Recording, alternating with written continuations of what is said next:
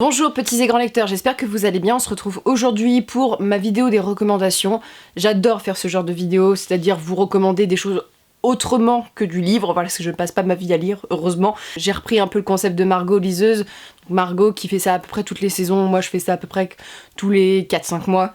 Et j'avais pas mal de séries, de films, quelques chaînes YouTube à vous montrer, et on commence à tout de suite. Bon, je vous ai mis ma collection des 3 Downs qui est sortie, le vlog est sorti la semaine dernière de tout ce petit procédé, donc j'étais hyper contente, je me suis fait plaisir, je les ai mis, voilà, et comme ça me permet de les observer un peu plus avant qu'ils partent.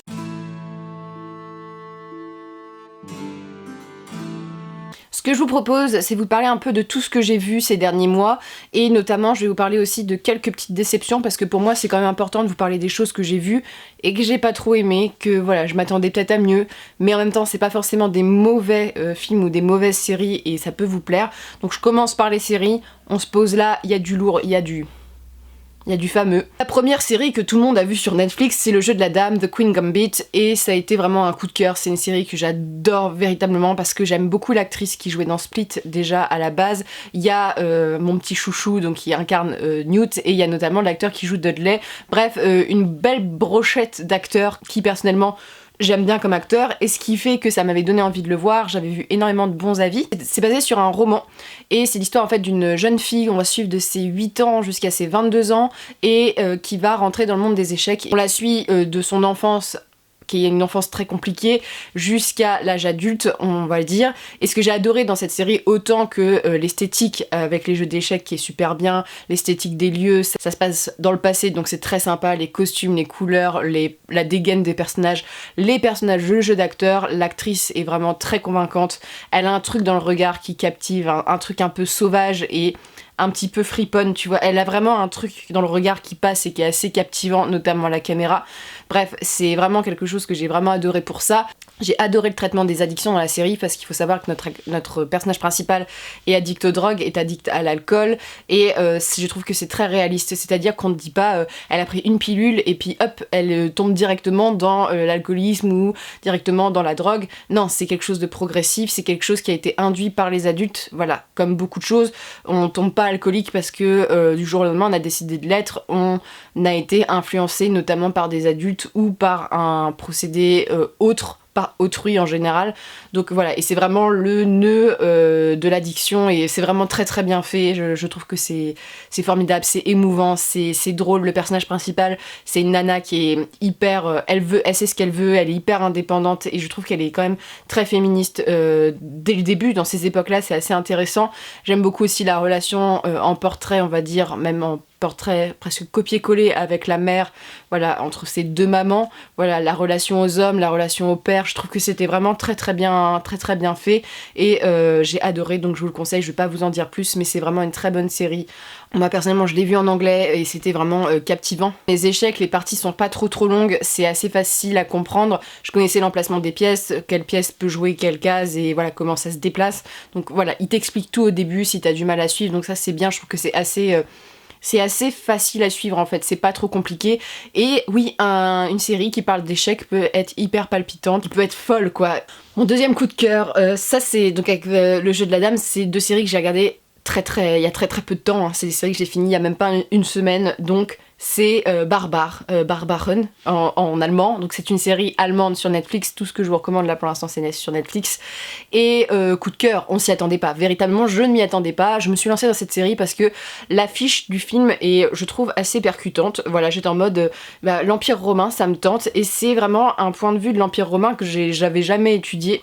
En fait, on suit l'Empire romain après César, donc après l'assassinat de César, et la conquête en fait de la Germanie. Donc il y a déjà eu une première tentative de conquête de la Germanie, et là on suit donc différents personnages. C'est un peu complexe dès le début, et je vais vous parler que de l'épisode 1 parce qu'il y a des grosses révélations à chaque fin d'épisode. Il y en a 6, et ça donne vraiment très très envie de savoir la suite.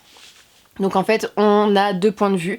On a un point de vue qui se passe donc en Germanie, donc dans l'actuelle Allemagne, on va dire, où on suit une jeune fille de noblesse, on va dire, et un jeune homme qui est fils de forgeron. Bref, lui, il est pas noble et ils sont très amoureux tous les deux. Ce sont des amis d'enfance. Et donc la jeune fille est promise à un rek. Donc dans cet univers-là, pour ceux qui ont suivi Viking, c'est comme Ragnar, tu sais, c'est vraiment il y a des chefs, des seigneurs. Donc elle est pas très très contente. Et lui, il a envie de partir, il a envie de s'enfuir avec sa nana, tu vois, en disant bah tu l'épouses pas, on se barre.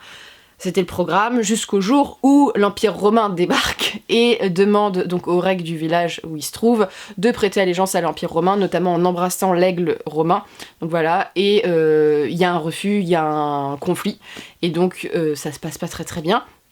Donc c'est un peu le premier point de vue, et en parallèle on suit un troisième personnage qui s'appelle donc Arminius, c'est mon petit préf, et donc Arminius c'est un préfet romain qui est envoyé donc en Germanie pour pouvoir annexer les territoires, et je vais pas vous en dire plus sur Arminius parce que c'est un personnage que j'ai adoré et il y a plein de rebondissements, mais bref, ces 3 personnages vont être un petit peu liés, voilà, et c'est palpitant, c'est très sanglant, faut dire ce qu'il y a, ça découpe. Alors, surtout le dernier épisode, c'est une boucherie, mais c'était très très, visuellement c'est très très beau.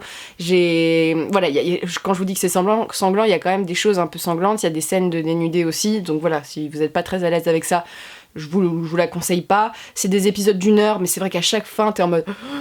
Il y a vraiment des cliffhangers de ouf où t'as envie de bouffer la série, les personnages sont attachants, un espèce de triangle amoureux, je vous dis pas entre quels personnages, mais je n'avais pas du tout envie de prendre un crush spécifique, du genre je les aime tous les 3 ces personnages-là, et j'étais en mode non, je veux pas décider. Tout le passé va revenir et c'est passionnant. À ce que j'ai lu, c'est une série qui est quand même assez fouillée au niveau historique, et moi j'en avais aucune connaissance en fait sur l'invasion germanique de l'Empire romain, parce que bon, la Gaule, nous on a vu Vercingétorix et tout ça, Astérix a quand même dit beaucoup de choses de fausses, mais bref, on a grandi je pense beaucoup avec ça, et en fait je me rendais pas compte de déjà l'Empire germanique, la façon dont c'était régi à l'époque, je me rends pas compte de la manière, parce que là on parle vraiment de comment ils ont fait et de la manière, c'est pas forcément la manière sanglante qui est la manière la pire, et c'est vraiment ça qui m'a marqué dans la série. Tous les personnages sont intéressants, que ce soit les gens méchants, voilà, les gentils, il y a tout un truc avec des tribus différentes, et ce que j'ai aimé, c'est comme dans Vikings où ils t'expliquent que les Vikings c'est pas un seul peuple, bah c'est pareil avec la Germanie, et je trouve ça hyper intéressant d'avoir ce point de vue là. Et c'est une série que j'ai trouvée extrêmement touchante, vraiment, il y a des moments touchants, il y a toute la mythologie où les Germains empruntent quand même beaucoup à la mythologie nordique, donc il y a plein de choses de passionnantes, l'esthétique est très belle, j'aime beaucoup même les procédés funéraires, il y a plein de choses qui sont mis en avant. C'est très très beau, il y a plein de parallèles, ça donne très envie pour la saison 2, faut dire ce qui est, parce que la fin, voilà. Et le dernier épisode est beau, et puis les personnages, les costumes, c'est beau, mais vraiment, c'est vraiment très beau. C'est un coup de cœur que je ne pensais pas avoir, parce que cette série, j'en ai pas du tout entendu parler, hein. J'ai l'impression que personne n'en a vraiment beaucoup parlé, et j'ai adoré, véritablement, c'est vraiment une série dans la lignée de Vikings. Si vous aimez Vikings, je pense que ça peut vous plaire, parce que c'est vraiment typiquement ce genre de série historique, très très bonne. Vraiment, j'ai adoré tout ce qu'il y avait dedans. Donc je vous la conseille, voilà. Et vous allez être triste, et en même temps, des fois, ça va vous faire rire, et vous allez être époustouflé par les combats. Bref, voilà. Et vraiment, c'est très très bien fait. Voilà, je vais me répéter, mais j'ai adoré cette série. Je vous dis, hein, j'ai pas fait d'études de cinéma, hein, donc pour les critiques, je suis pas du genre la nana à me dire oui, le plan machin. Non, moi je vous dis juste ce que j'ai ressenti en tant que spectateur lambda, mais ça m'a énormément plu. Ensuite, c'est une série, en clair c'est 2 séries, mais c'est dans les séries collections, je vous explique tout ça, sur Netflix. C'est donc The Hunting House. Il y a donc la première saison qui s'appelle The Hunting of Hill House, et la deuxième saison qui est donc The Hunting of Bly Manor. Donc ce sont des séries d'épouvante, d'horreur, qui font peur, voilà, je vous le dis directement, mais c'est donc des collections. Si vous connaissez par exemple American Horror Story, chaque saison est indépendante, mais on retrouve à peu près les mêmes acteurs, donc c'est un peu dans ce délire là. Ça a été une claque. Alors j'ai regardé la saison 2 avant de regarder la saison 1, parce que comme t'as pas besoin de les voir dans l'ordre, je me suis fait plaisir, parce que la saison 2 me tentait énormément par l'affiche, j'en avais entendu, voilà, quelques retours plutôt positifs. On m'avait surtout dit, la saison 2, elle est pas trop effrayante. Et moi, c'est ça vraiment, dans le cinéma d'horreur actuellement, ce que j'aime pas, c'est les jumpscares. À outrance, les trucs, j'aime pas du tout les films gore, donc vraiment les jumpscares et les films gore, j'aime pas du tout. Par contre, les films d'horreur, si vous avez vu The Witch, par exemple, où c'est un peu plus dans... pas dans le thriller, mais un truc un peu plus dans le malaise, ou...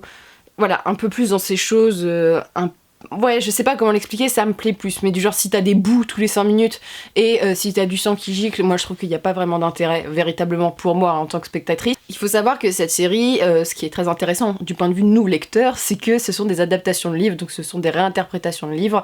Donc la deuxième saison, c'est donc une réinterprétation du Tour d'écrou que je vous ai présenté il y a pas très longtemps. On suit l'histoire d'une jeune fille dans les années 80 qui est américaine et qui décide par un concours de circonstances d'aller à Londres et de trouver du travail parce que ça ne va pas dans sa famille en Amérique. Et elle trouve du boulot auprès d'un homme riche qui a donc un neveu et une nièce dans un château en Angleterre, un peu paumé dans la campagne, et qui lui dit tu vas devenir leur préceptrice, leur institutrice. Donc elle est un peu inquiète d'une certaine manière au début parce qu'elle se demande le job de rêve, tu vois, payé, logé, nourri dans un château magnifique avec des enfants qui ont l'air géniaux, pourquoi personne n'y va? Dès le premier épisode, on apprend que l'ancienne institutrice s'est suicidée.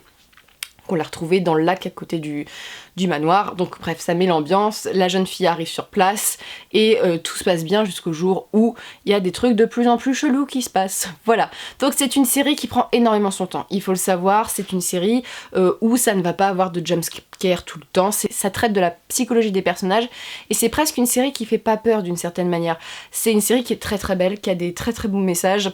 Il y a notamment, c'est une série qui est ouvertement LGBT et ça a fait bouger Twitter, Instagram parce que les gens s'y attendaient pas, mais l'histoire d'amour est très belle. Toutes les histoires d'amour dedans sont belles et tragiques et j'ai adoré ça. Les acteurs sont formidables. J'ai une fascination pour l'actrice principale de cette série. Je la trouve magnifique et je trouve il y a un truc dans le jeu, elle est vraiment dans la peur, je sais pas, mais elle a vraiment un truc qui... Voilà, et l'acteur qui joue le personnage un peu méchant de l'homme dans l'histoire, qui lui, je l'avais déjà, je trouve fascinant, j'aime bien sa façon de jouer, et là il est assez malsain. Bref, c'est vraiment, la série est malsaine en reprenant, voilà, ces clichés un peu de fantômes, de films d'horreur, de maisons d'horreur, et ça m'a beaucoup plu. Mais il faut savoir qu'ici, c'est vraiment la psychologie, chaque épisode, tu vas avoir le point de vue d'un personnage sur la situation, et on apprend plus sur le passé, et à chaque fois t'es en mode what the fuck, qu'est-ce qui se passe? Et t'es attaché à tous les personnages. Vraiment, quand il y a des personnages qui décèdent dans le truc, t'es triste, parce que c'est pas le genre de personnage que t'as vu 5 minutes et t'es en mode bon ça va, il est mort dès le début du film d'horreur. Non, c'est pas ça. Là, c'est triste. C'est vraiment triste, et les enfants sont très glauques. Voilà, je trouve que ça a quand même été une bonne adaptation du Tour d'écrou en rajoutant certaines choses, voilà. Moi j'ai beaucoup aimé cette saison 2, je pense que c'est parce que j'ai été touchée par les histoires et les personnages qui sont là-dedans, les lieux sont magnifiques, et donc la première saison, pareil, on suit à peu près les mêmes acteurs, sauf qu'ici c'est l'adaptation, c'est La Maison Hantée, je crois que le nom du livre. C'est donc une famille qui a vécu dans une maison hantée toute son enfance. Les parents, en fait, leur but dans leur vie, c'est d'acheter des biens, de les retaper et les revendre, et comme ça ils achètent des biens de plus en plus chers, et donc d'acheter potentiellement leur future maison de rêve. Ils ont acheté un vieux manoir un peu décrépit, ils sont avec leurs 5 enfants, et le prologue s'ouvre où les enfants dorment, et le père embarque les enfants, dit aux enfants de fermer les yeux, absolument de pas les ouvrir, et il les embarque, il les cache. On a toute cette partie avec l'enfance, ça va jouer avec l'enfance, le présent, l'enfance, le présent. Et donc on va se retrouver avec ces 5 enfants qui ont perdu leur mère, on le sait dès le début du récit, on ne sait pas comment, vous ne le saurez qu'à la fin de la saison. Et donc qui ont perdu leur mère et qui ont eu des grosses séquelles parce que un des enfants a décidé de publier un roman qui raconte donc la maison hantée, là où ils ont vécu quand ils ont été petits. Ça a été un chef-d'œuvre, ça a été un best-seller. Bref, donc on a ce gars-là qui lui ne croit pas aux fantômes, il n'a jamais vu de fantômes, mais il a écrit cette histoire qui lui a ramené énormément de blé. On suit c'est Théodora, c'est une jeune fille qui ne veut avoir aucun contact physique avec personne, qui ne veut toucher personne parce qu'elle est particulière. On a la plus grande des sœurs qui travaille dans une morgue. Voilà, ils sont tous liés à la mort d'une certaine manière et aux esprits et tout ça. Donc elle travaille dans une morgue, tout ça se passe comme ça. On suit Luc qui est donc totalement accro à l'héroïne, qui est en cure de désintox et qui est un véritable boulet pour sa famille. Personnage que j'ai adoré dedans. Ce qui rassemble nos personnages actuellement, c'est qu'elle s'est suicidée. Voilà. Voilà. C'est un peu triste quand même, mais donc ils essayent de comprendre pourquoi, et donc ils se posent tous des questions, on a tous leur point de vue. Cette saison-là est beaucoup plus effrayante que la saison 2, c'est effrayant mais il n'y a pas non plus trop de jumpscares, mais c'est plus dans l'horreur, on est vraiment plus dans l'horreur avec des choses qui font un peu peur, un peu sursauter. J'ai adoré aussi cette saison 1, pour les mêmes, alors là c'est plus horrifique, mais surtout j'ai adoré pour les mêmes points de vue, j'adore la façon dont c'est filmé, les couleurs, le grain, les paysages. Les personnages, les acteurs sont super bons, les personnages sont hyper touchants. Tu vois, au début, t'as certains personnages, tu les aimes pas parce qu'ils sont vraiment horribles. Et en fait, plus tu creuses, plus tu t'attaches. Et vraiment, là, c'est vraiment les liens familiaux, frères et sœurs, et c'est triste et beau. Moi, j'ai chialé, j'ai beaucoup pleuré pendant ces 2 séries-là parce qu'il y a vraiment des cordes sensibles qui sont tirées, et je trouve que c'est vraiment je pense que c'est la meilleure série d'horreur. Je préfère plus à American Horror Story, pour tout vous dire, ça, alors que je regarde American Horror Story depuis que j'ai 15 ans. Mais c'est vraiment... c'est mon coup de cœur, j'ai adoré l'ambiance, vraiment la façon dont c'est filmé, c'est super bien, et il y a un truc je trouve que j'adore quand les séries font vraiment des personnages approfondis, gris, complexes, réels, avec des véritables problèmes. Et là, tu vois, dans cette série-là, on va autant parler de l'addiction que du deuil, que plein de choses qui sont dans notre quotidien presque à tous, et c'est très intéressant, et franchement la première saison, c'est vraiment, tu pleures, tu pleures, mais même dans la 2e saison j'ai pleuré tout le temps, donc la 2e saison j'ai pleuré, mais genre pendant tout le dernier épisode j'étais en larmes, donc vraiment c'est une série qui m'a beaucoup touchée. Donc voilà, je vous le dis. Donc ça a été mes coups de cœur, on va dire, de ces derniers mois. En plus, Bly Manor, tout ça, je les ai regardés pendant la période d'Halloween, ça s'y prêtait beaucoup. Je vais vous parler en fait de 2 séries que j'ai bien aimées, une que j'ai pas encore terminée, c'est pour ça que je peux pas la classer encore. Donc la série que j'ai pas encore terminée s'appelle The Frankenstein Chronicle, c'est sur Netflix aussi, c'est avec Sean Bean, c'est pour ça que j'ai regardé. En fait, c'est un récit qui se passe pendant une période qui est très intéressante au niveau historique, notamment en Angleterre, c'est le trafic de cadavres et la science. En fait, c'est le début de la chirurgie et tout ce qui a amené le trafic de cadavres et tout ça. Et donc, on suit un policier qui travaille, lui, je crois, d'après mes souvenirs, dans tout ce qui est les ports, la douane, tout ça, et il trouve donc sur une des plages un cadavre, mais celui-ci est composé de plusieurs morceaux de personnes différentes, et donc ça choque un peu, voilà. C'est une série qui est un petit peu glauque, hein. Faut dire ce qui est, parce que ça parle de chirurgie, si vous n'êtes pas très à l'aise comme moi avec ça, c'est pas très, t'es en mode, voilà. Et donc il va enquêter pour savoir ce qui se passe, et donc il va remonter toute l'histoire en parallèle d'une jeune fille qui a disparu, qui a été enlevée avec plusieurs autres enfants. Donc voilà, c'est d'où Frankenstein, vous voyez les corps, en plus dès le début il voit le corps bouger, genre, c'est hyper glauque, mais c'est les 5 premières minutes il est en mode ça a bougé là, qu'est-ce qui s'est passé?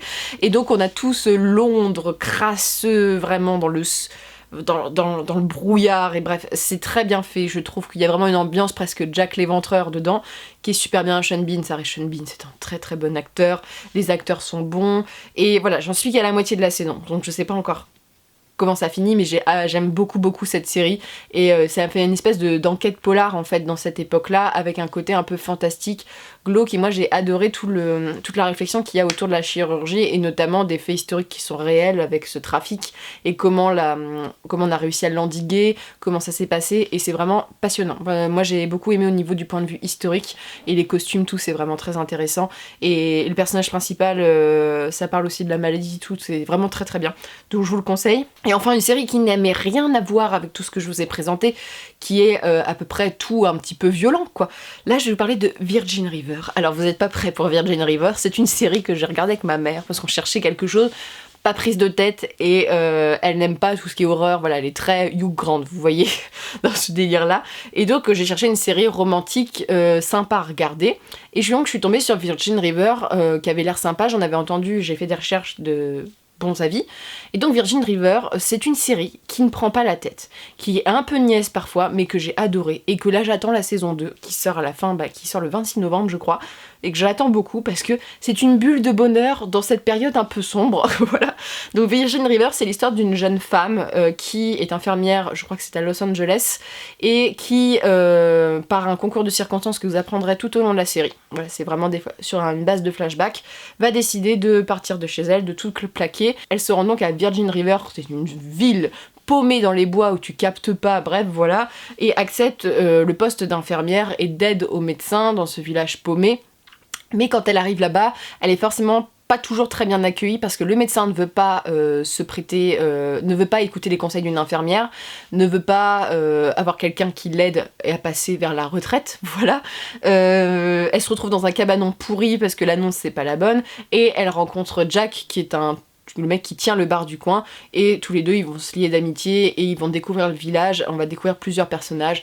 C'est bon enfant, c'est sympa. Il y a Jack qui lance sa canne à pêche et qui remonte sa canne à pêche sur des paysages dignes du Canada. Franchement, c'est des bulles de bonheur. Il n'y a pas de choses horribles qui se passent, si, parfois, mais je trouve que c'est un bon truc. Ça fait vraiment comme si c'était une bonne série romantique, mais c'est pas forcément que romantique, c'est aussi une série de la vie quotidienne, quoi, dans des paysages qui sont très beaux, dans ce côté un peu... y a de la forêt, les gens sont sympas, il y a des gens qui vendent des gâteaux, les gens qui font des fêtes dans des bars, tu vois, et en même temps ça traite aussi de sujets. Au début c'est un peu niais, mais en fait... Non, ça traite de la guerre, du du deuil, du traumatisme, du trafic, de drogue. Oui, non, mais il y a vraiment on balaie plein de sujets différents. Et donc, c'est la force de Virgin River, c'est d'être un peu... Tout le monde est beau et gentil, mais en même temps, non. Et en même temps, ça fait hyper du bien d'avoir une série comme ça. C'est pas du tout le genre de série que je regarde, mais personnellement, j'aime beaucoup cette série que je trouve sympa. C'est l'adaptation d'un livre. Voilà, a priori, c'est un livre qui a été adapté. On va passer à un film et ensuite à des documentaires. Donc le film que j'ai beaucoup aimé, c'est un film qui a pas du tout fait l'unanimité sur les réseaux sociaux.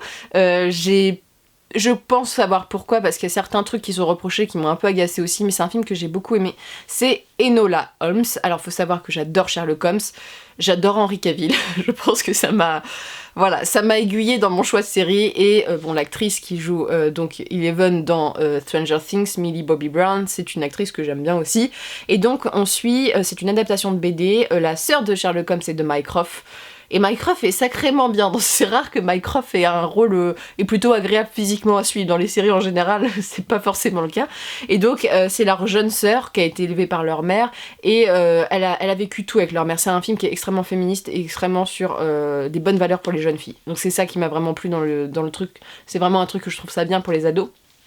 Et donc, cette jeune fille, elle vit avec sa mère, elle est très intelligente, elle est très forte, bref, elle ne représente pas forcément les jeunes filles de l'époque, voilà, en termes d'éducation, et sa mère disparaît du jour au lendemain sans laisser aucune trace, et elle se retrouve donc avec Sherlock et Mycroft qui savent plus trop quoi faire de la gamine. Surtout Mycroft veut la placer en pensionnat parce qu'il se rend bien compte que la façon dont elle est habillée, tout ça, ça ne correspond pas à une lady de son niveau, et donc la gamine décide de s'enfuir et elle rencontre en chemin un jeune homme qui a des problèmes. Voilà, on va dire que c'est un petit peu ça. C'est une série alors qui brise le 4e mur. Le personnage va faire énormément d'interventions vis-à-vis du public. Et c'est quelque chose, on en parlera avec Gagner la guerre, mais ça passe ou ça casse chez moi, et c'est vrai que c'est un peu insistant. Mais en même temps, ça fait le charme de la série. C'est vraiment une interprétation jeunesse de Sherlock Holmes, et je pense qu'il y a beaucoup de gens qui l'ont vu comme un film dans la lignée de Sherlock, tu vois, de la BBC, ce qui n'est pas du tout le but, mais c'est vraiment un film pour ados qui est très sympa, qui a des très bonnes valeurs, et puis il y a Henry Cavill qui porte un costume, donc voilà, je peux vous recommander que ça pour voir ce film qui est très sympathique. Ensuite, je vais vous parler de mes 2 déceptions en série, puis après je vous parle des documentaires. Alors, ma déception, je pense que c'est la plus grosse que j'ai eue, c'est Ratched, donc qui est fait par le même réalisateur qu'American Horror Story, que je regarde depuis des années, presque plus de 10 ans maintenant. J'ai commencé à regarder American Horror Story quand la saison 2 est sortie. Et Ratched, j'attendais beaucoup de choses, parce que l'actrice est super, qu'il y avait plein d'acteurs qui avaient l'air très sympas, qui étaient notamment des acteurs qu'on retrouvait dans American Horror Story, et ça a été une déception parce que j'ai trouvé ça très long et très inégal entre les épisodes. C'est l'histoire donc, c'est une adaptation d'un film, mais bref, il faut pas prendre en compte ça parce que véritablement c'est une série que tu regardes comme ça et t'as pas forcément besoin de faire le lien avec le support de base. Donc en fait tu suis donc une infirmière qui décide de travailler dans un hôpital psychiatrique pour une seule et bonne raison, c'est que son frère est condamné à la psychiatrie ou à la mort parce qu'il a assassiné beaucoup de prêtres. Voilà, c'est ça le pitch du départ, et elle va tout faire pour remonter ça. Il y a des bonnes choses comme le traitement de l'homosexualité, comme l'esthétique qui est très très belle, mais c'est vrai que quand on te dit que l'hôpital est en faillite et que tu vois que c'est beau comme un sous-neuf, bah, tu te dis c'est pas très réaliste, les épisodes sont inégales, on traite les patients très peu, du genre on va te dire quelque chose, il y a plein de trames et en fait on fouille pas, et j'ai trouvé ça long en fait, je me suis ennuyée devant, je vais pas expliquer plus. Je sais qu'il y a des gens qui ont adoré, mais pour ma part, ça a vraiment pas été une très bonne chose. Je pense que mon horizon d'attente était un peu trop élevé, sachant que j'attendais énormément la nouvelle saison d'American Horror Story qui a été repoussée donc à l'année prochaine parce qu'il leur faut des conditions climatiques très particulières, et surtout cette saison a priori va parler donc des creepypastas, des légendes urbaines, bref j'ai vraiment hâte. Je pense que c'est la saison qui me hype le plus de American Horror Story depuis au moins 5-6 ans, tu vois, donc voilà, je pense qu'il y a ce côté là aussi à prendre en compte. Et ce que j'ai été un petit peu déçue, c'est l'adaptation de Rebecca, donc l'adaptation du livre de Daphné du Maurier. Il y a eu un film par Hitchcock. En fait, c'est plutôt bien adapté pendant tout le truc. Il y a énormément de coupes, donc il y a plein mal de choses où on va du coq à l'âne un peu, et je suis un peu en mode... On a du mal à suivre. Rebecca, c'est l'histoire d'une jeune fille qui va épouser un homme et qui se retrouve dans un château, sauf que cet homme-là est une ancienne femme et que tout le monde parle de Rebecca et qu'elle se sent hyper mal et qu'il y a plein de mystères autour de Rebecca. Et en fait, ce qui est assez perturbant, c'est que dans le livre, il y a quand même une sacrée différence d'âge entre les deux personnages. On a 19 et 40 ans, voilà, donc il y a quand même 39, oui, il a 38 ou 39 ans, ce qui explique pas mal de choses, mais là, en fait, l'actrice ne fait pas du tout 19 ans, et le fait qu'elle se comporte un peu comme ça, c'est qu'elle fait très très niaise, voilà, ça ne m'a pas forcément plu. Au niveau... la beauté du lieu, c'est très très beau, les acteurs jouent bien. Le truc, c'est que voilà, ça se précipite. Et surtout, ils ont rajouté, moi ce qui m'a vraiment fait basculer, c'est bête, hein, c'est qu'ils ont rajouté une scène de fin. Du genre, ils ont pas coupé où le livre coupe, et c'est une super fin dans le livre, et là ils te rajoutent une scène et t'es en mode... Là, en plus, la scène est un peu cucu, je dois vous le dire. Donc voilà, c'est ce qui m'a un peu donné un petit goût amer de Rebecca, malheureusement. Mais lisez le livre, il est beaucoup mieux que l'adaptation. Ensuite, on va parler de 2 reportages. Alors, c'est... J'ai parlé déjà du premier qui est beaucoup plus facile pour moi d'en parler. C'est Derrière nos écrans de fumée qui a fait donc un reportage que je vous conseille énormément et que j'ai regardé parce que du fait de mon métier maintenant, je suis énormément plus sur mon téléphone qu'avant. J'étais le genre de personne ado, quand il y a les vacances scolaires de 2 mois, à poser mon... Mais vraiment, à poser mon téléphone dans un coin et n'y pas y toucher pendant 2 mois. Voilà, parce que je n'aime pas le téléphone, envoyer des messages, voilà, pour moi je me force à faire ça parce que c'est quelque chose qui n'est pas naturel chez moi, que je n'aime pas faire. Bref, le téléphone, je déteste répondre au téléphone, c'est quelque chose que je n'aime pas faire. Donc j'allais très peu sur les réseaux sociaux, tout ça, je jouais beaucoup quand j'étais ado, et là maintenant je dois aller minimum plusieurs fois sur Instagram, vérifier les mails, pour la chaîne YouTube, je vais beaucoup plus sur les réseaux sociaux qu'avant, et ça m'énerve vraiment, mais en fait je me dis c'est pour le boulot, mais des fois en fait, même si c'est pour le boulot, bah je vais regarder 1 ou 2 vidéos sur Reels, tu vois, d'Instagram, bref, encore moi je suis pas dans TikTok et tout ça parce que ça m'intéresse pas, mais voilà, je consomme énormément et trop, je le sais. Et donc j'ai vu ce reportage donc sur les réseaux sociaux, et à la fin t'es un peu en mode nous sommes tous manipulés, voilà. Donc en fait Derrière nos écrans de fumée, c'est une espèce d'interrogatoire de plein de gens qui ont travaillé dans des grands groupes comme Google, comme Facebook, comme Instagram, comme Twitter, bref, et qui nous expliquent comment sont faits les logiciels et comment sont faits les applications et comment sont faits ces entreprises pour forcer les gens à retourner dessus. Le tout, c'est que tu as aussi une trame, voilà, tu suis un peu une histoire en parallèle de ces interviews, et c'est passionnant, c'est très effrayant, il faut dire ce qui est, et j'ai pris conscience de certaines choses. Alors je pense que tout le monde est au courant que quand on va voir un produit, il y a de la publicité, qu'on est ciblé en fonction, voilà, c'est la base, hein, on est ciblé en fonction de ce qu'on consomme, et tout ça, et je pense que ce que j'ai trouvé le plus intéressant, bon, d'où le fait qu'on est manipulé, qu'on veut nous vendre de la pub à outrance, et que, par exemple, sur les téléphones, les applis, tu vois, les petites applis là qui s'affichent où ils disent t'as des messages Instagram, tout ça, quand tu l'éteins ça s'allume en rouge. Moi sur le Samsung, c'est fait exprès pour que tu ailles sur ton téléphone et que tu aies du temps d'attention pour du temps de pub. Voilà, c'était tout ça. Mais ce qui m'a le plus choqué, je me rendais pas compte, en fait à ce point là, c'est notamment il y a tout un parallèle avec les élections et les réseaux sociaux.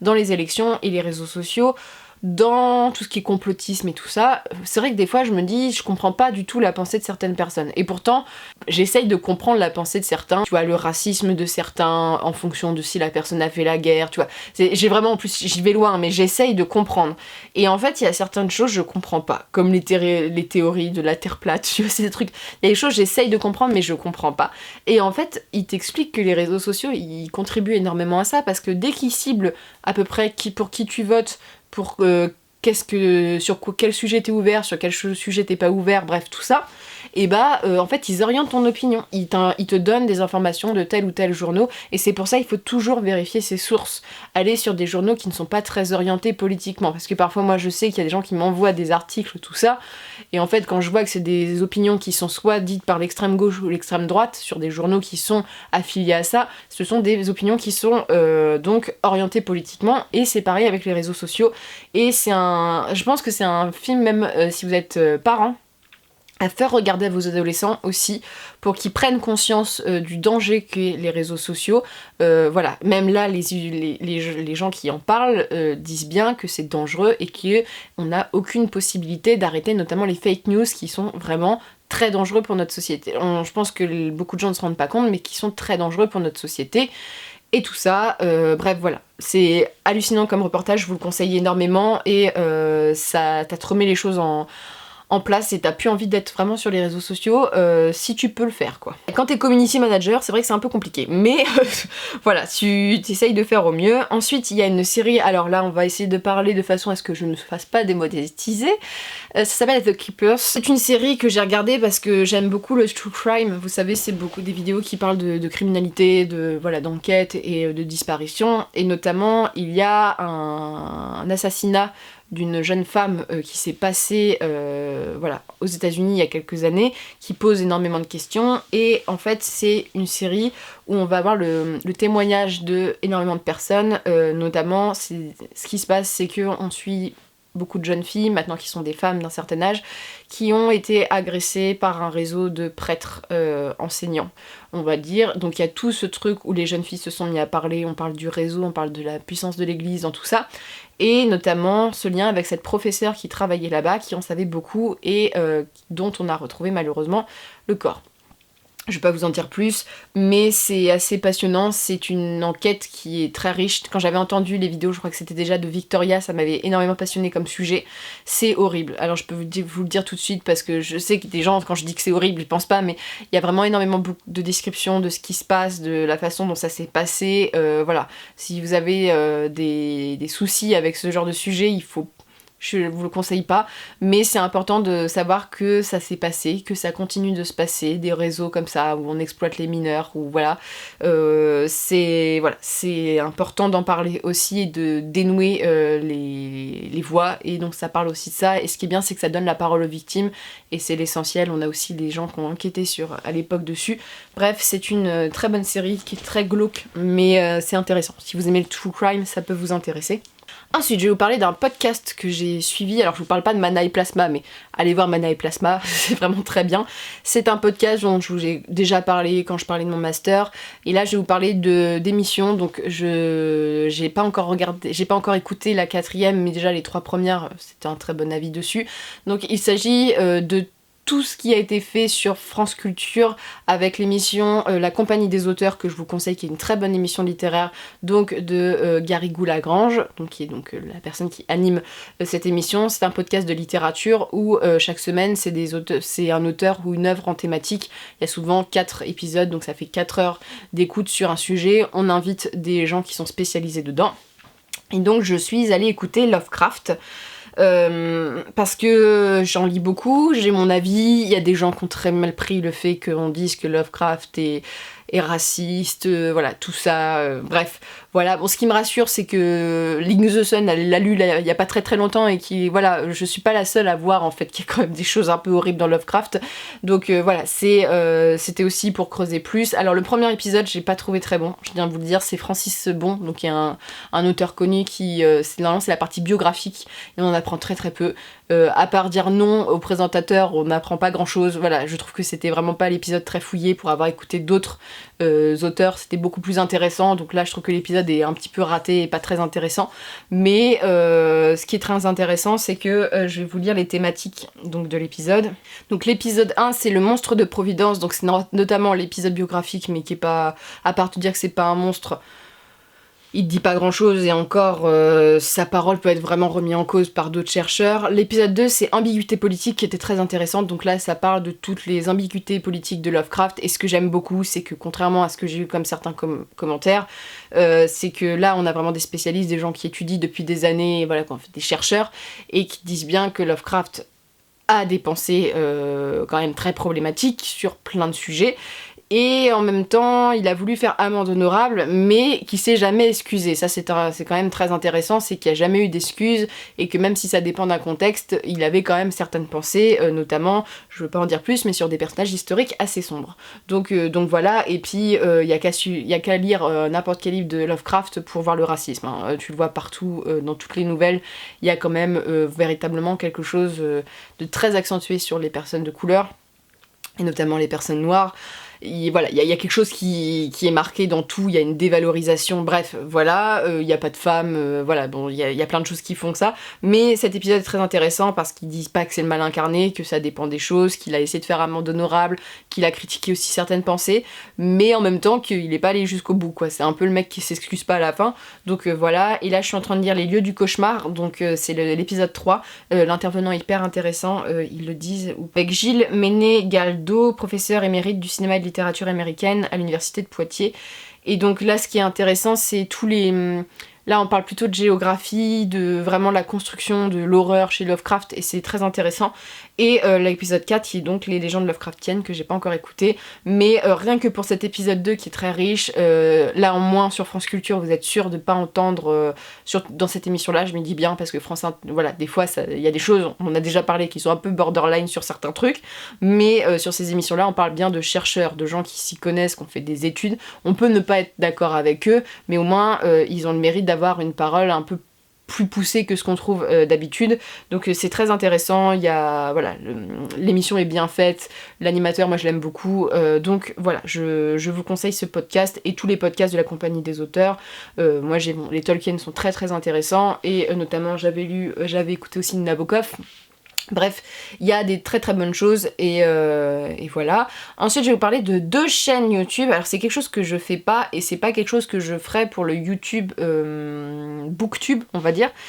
C'est plutôt des chaînes que je regarde depuis quelques temps, et que en fait je ne me lasse pas de regarder, que j'adore. C'est des choses qui sont très très différentes, mais que j'adore vraiment. Alors la première, c'est une chaîne qui a quand même énormément d'abonnés. Romy Victory, c'est une chaîne YouTube tenue par une Française qui vit au Canada, et en fait il y a 2 chaînes en fait dans cette recommandation là. C'est une nana qui a un style vestimentaire très particulier, qui est très Lolita. Elle est très opposée à moi dans tout son rapport à la mode, au maquillage, bref, tout ça. Et en fait au début je la suivais parce que elle avait des looks qui sortaient un peu de l'ordinaire, je trouvais ça sympa, et c'est parce que j'ai découvert via son copain qui s'appelle Vincent, et qui a une chaîne de vlog à mourir de rire. Donc lui il filme énormément de vlogs presque toutes les semaines de sa vie avec Roman, mais surtout ils ont une espèce de squad, donc une bande de copains qui filment. Il y a une espèce d'énergie hyper drôle, ils sont tous drôles, ils sont naturels, et c'est vraiment à mourir de rire. Vincent fait beaucoup de pranks, du genre il va foutre des ballons dans une voiture, c'est vraiment des situations what the fuck, mais c'est très drôle. Donc voilà, il y a sa chaîne à lui, on s'attache aux gens qui sont, en plus ça c'est la vie réelle, et ça fait un côté télé-réalité, mais télé-réalité tellement positive et sympa et drôle. Il y a des running gags presque, bref, j'adore. Et Roman, donc c'était une nana qui faisait beaucoup de choses sur le maquillage et tout ça. Et en fait, plus tu avances, plus t'apprends, plus tu la suis. Je trouve que c'est vachement ouvert, et elle est hyper drôle, elle est cinglée, elle est vraiment elle est charmante comme personne, t'as envie de la suivre, tu rigoles avec elle, elle a de l'humour, elle a de l'autodérision. Bref, c'est des gens qui sont vraiment très drôles selon moi, j'aime beaucoup leur humour, qui filment le Canada, tout ça, leur voyage, ils ont toujours des situations très rocambolesques, et moi j'adore cette nana, elle me fait trop rire dès qu'il y a une vidéo, même si c'est pas du tout les sujets qui m'intéressent. La personne fait que j'adore, et que c'est drôle, et que voilà, souvent on retrouve un peu les mêmes personnes qui sont filmées, c'est assez sympa. Donc voilà, ça c'est la chaîne donc, de Romy Victory, que je recommande à fond si vous voulez rire. Et la deuxième, c'est une chaîne mais totalement à l'opposé, donc c'est Lana Songe. Donc, c'est une jeune femme qui suivait donc des études d'Hippocane, et qui a décidé d'arrêter parce que ça ne lui plaisait pas, et qui s'est lancée en freelance artiste. Donc au-delà de ses illustrations qui sont très jeunesse et très mignonnes, voilà, on voit un peu son parcours. C'est quelqu'un qui est extrêmement doux et posé, et je l'écoute, donc c'est des vlogs souvent qui font 40 minutes, mais sa voix me repose de ouf. Il y a des petites musiques d'ambiance, petits bruits de découpage, de dessin. Elle est très mignonne à suivre, elle est très sympa. Il y a un truc qui se dégage de très réconfortant et tout doux. Et ça me touche de voir des gens qui se lancent aussi en freelance et voilà, qui vivent leurs rêves, et c'est tellement mignon. Et voilà, l'illustration, c'est un milieu qui est tellement fermé et tellement difficile aussi, que je trouve ça sympa aussi de découvrir aussi ce milieu-là. Et personnellement, j'adore ces vlogs par le fait que c'est beau, mignon, et il y a une espèce de chaleur doucereuse qui sort, et tu ressens plein de sentiments positifs en l'écoutant. Donc voilà, c'est la deuxième chaîne que je voulais vous recommander. C'en est tout pour mes recommandations. N'hésitez pas à me dire vous ce que vous avez découvert, ce que vous avez aimé, ce que vous n'avez pas aimé, bref. Voilà. Et on va voir après que Noël, là je suis en période je suis en période de film de Noël, donc je peux juste vous dire que j'ai regardé The Christmas Prince donc sur Netflix, qui est quand même une série de Noël, il y a 3 films, et donc Netflix, ils font un peu un truc de ouf, je me suis rendu compte.